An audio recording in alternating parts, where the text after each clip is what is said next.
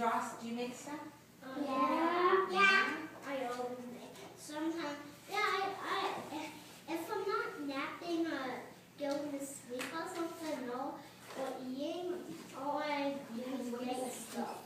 You know what? When I'm not napping, I try to make stuff too. So we have something in common. Well, I make Legos. Legos are a very, very good medium for making art. You can make beautiful things with Legos. And you can make sculptures. We've all sort of decided about our own styles. So everyone in this room kind of has an idea of what their own style is. What is your style? John Rich's. Draw. Oh. He does draw a lot of those. He's letting me on right now. Yeah, just like that. From Wizard of Oz. Oh, Wizard of Oz is an excellent book. That's very exciting. And a movie, right? Yes. So you can't bring a book in about that. All right. Did you have a question? We always draw at morning meeting. At morning meeting, you Oh draw? yeah, one time I also made a great Lego house. Excellent. So you get Bring me your card and I'll try to answer your question. All right, so the question is, do you get to meet the artist? Oh my gosh, that's the best part of the job, is getting to meet the people who make the artwork.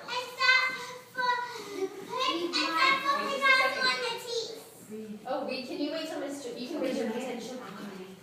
No, the best part is meeting the artist. Do you know why? Because sometimes when you see artwork, there are questions that you have. There are things that you want to know that you can't figure out. And who's the best person to go to ask questions about the artwork? The artist. So if you make something beautiful and I want to know more about it, who's the expert on that piece of artwork? Me! Exactly. So that way, when we're installing, hanging, and putting up an exhibition, we can ask the artist if we know them, if they're still alive. Then we get to talk to them and ask them about what they think. And that's important. They are not still alive, so you can't talk to the artist, which is kind of sad. I kind of wish that we had an opportunity to talk to them. But instead, there are people in the museum whose job it is to know everything that they can about the artist. And they're the next best thing to go to talk to somebody.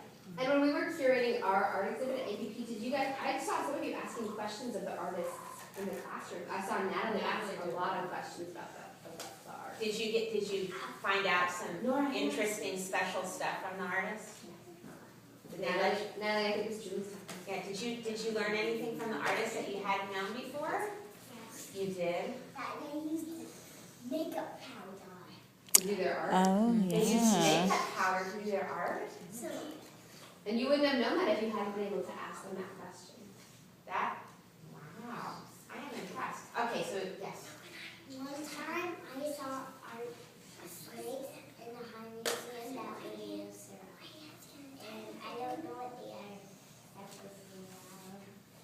The other thing that. So sometimes on the artwork in the art galleries, do you see the labels that are up by the art that tell you who made it? It's a little thing that has the artist's name and the title of the artwork. Sometimes that's a very good place that gives you clues as to what the art is made out of, when it was made, and who made it. And we use those a lot in our gallery too.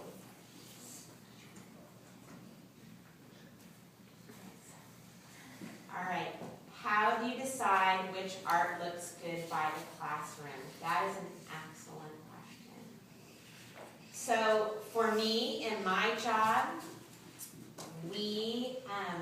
when we put an exhibition together, we have to look at all of the books, all of the photographs, everything in the collection, and decide which pieces help us tell the story that we want to tell. Because sometimes you have lots of beautiful things to pick from, but you only have room for a certain amount of things, right? So you have to pick the ones that are going to help you tell the story that you want to tell.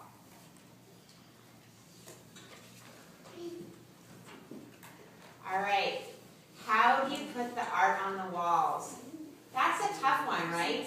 Hanging and installing the artwork, sometimes you don't want it to what? You don't want it to fall down, right? And you don't want it to be up so high that people can't see it. And you don't want it to be down so low that people have to scrunch down and look at it. So you have to find where the right place to hang it is. And I saw outside that you all did a very good job. You're doing a very good job of hanging things on the wall. How did you decide how high to put something on the wall? I did a love video, and me and Bion went to the middle kindergarten class. We used a couple of sort of used a couple of hooks and a couple of rubber stuff called tack. To tack it on the wall. And we sort of hanged it up with a little. Excellent. So we hang stuff very similarly. We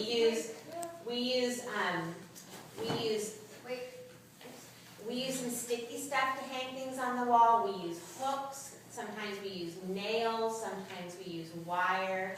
But the trickiest thing is trying to figure out where to put it on the wall. The actual putting it on the wall, we've got tools and we measure with measuring tapes and rulers. But the tricky thing is how high to put something. So, Natalie, come here for 1 second. Let me just show you as an example. So if Natalie's standing here and she's at the museum or she's in the gallery, and I decide that I'm going to hang the artwork up here, right?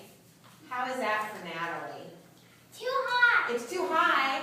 How about that? No. How about that? No. How about that? Yes. That's better. Why is that better? Because it's by the head, and the eyes are on the head, and the eyes help us see. Brilliant, right? So we don't want, thank you, Natalie. So you don't want it way up here, and you certainly don't want it way down here, because you want somebody like that to go all the way down and look like that. No, that doesn't help. So where your eyes are, and that's what we use in the gallery, because we mostly have grown-ups coming in.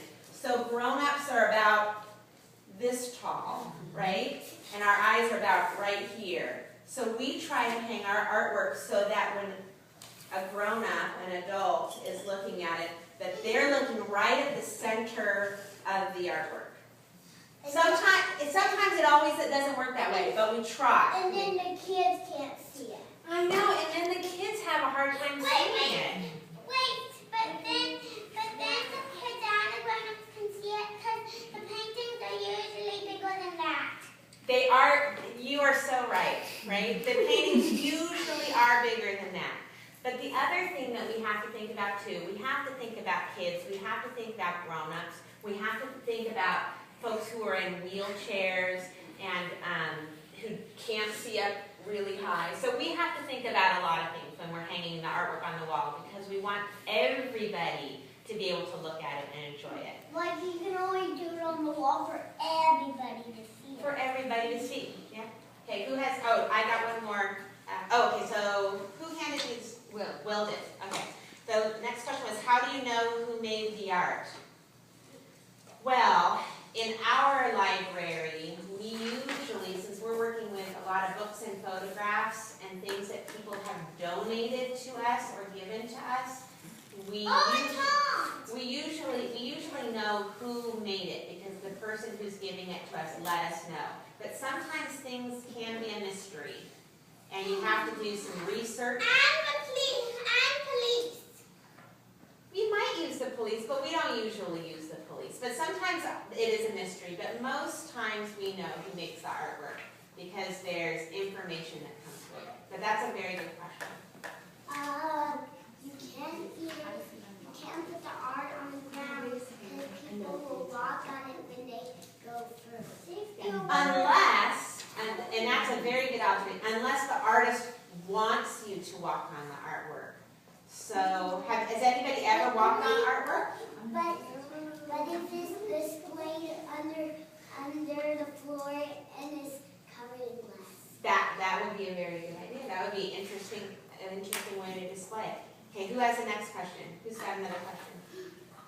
Who has a card to give me? Okay, I'll take them both and I'll do one. There we go. Okay.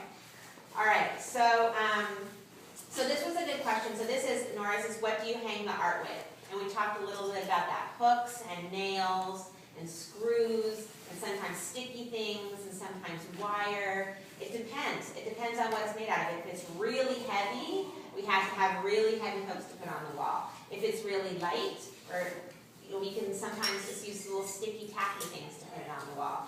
If it's something that goes, that doesn't go on the wall, that's a sculpture or an object, sometimes we put that in a big pedestal, which is a big block. And we put it on top of the big block. Yeah, we did pieces. Put it on top of that, and then we put a big piece of glass over the top of it that we call a vitrine. And that's kind of a funny word. Over the top of it. Beautiful. Yes. Word or piece of glass? Both. All right, so the other question is, No, I'll take that. so the other question, this is good because it says, how do you hang the art with the right material? And that's what we were talking about, is you have to decide. If it's really heavy, you have to use something that's going to hold it up for a long time because you don't want it to fall down. And if it's really light, then you can use something else. Good.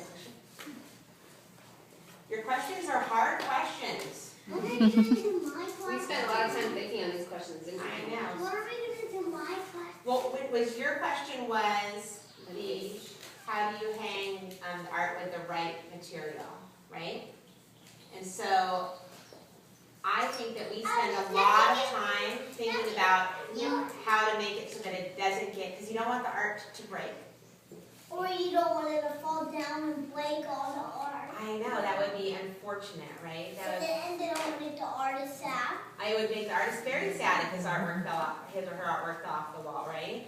So you have to be very careful. And also too, when you are working with somebody else's artwork, you have to be very careful and nice. And you are protecting that artwork because that artist has put you in charge of their artwork, right? So you have to be careful and respect their artwork. How does the artwork usually come to your galleries? On a truck? The artwork usually comes, well, for us we work with things that are already in our building, but we just got 2 exhibitions in that came on a truck, in a crate, wrapped up in bubble wrap and tissue. Yeah, bubble wrap. That's how we're transporting our art to the High Museum. We wrap it in bubble wrap. Yeah. Similar. Bubble wrap keeps it from anything from making, so that it doesn't break. So it doesn't get squished. So if somebody drops it, it's not going to, something bad isn't going to happen to it. So usually things come in big wood crates, and they're all with the bubble wrap and the tissue and all kinds of things in there to keep it from moving because you don't want the art to move around. Have we ever seen crates, like big crates that art goes in? Yeah! We got a super secret tour. We got to meet Mr. Jean. And we got to go in the basement. Yeah. And where the trash comes in. Yeah. And where the trash- It's And glamorous. where the trucks come in. It is the most glamorous part. What kind of books are the ones that came for your exhibit? For example, Yes. did I artists have one. paint pictures inside the books, or maybe were there some prints? So what's really, really cool about the books that we have, there's a couple of things. One, artists have painted in them, or there's beautiful illustrations in them.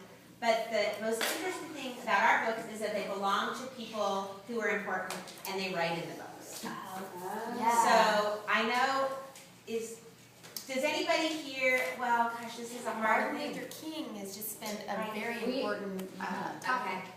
So one of the things is that when people have books in their own personal library, so do any of you at home have books on a bookshelf at your house? What does mine say? Do you guys have books at Do home? you have books at home?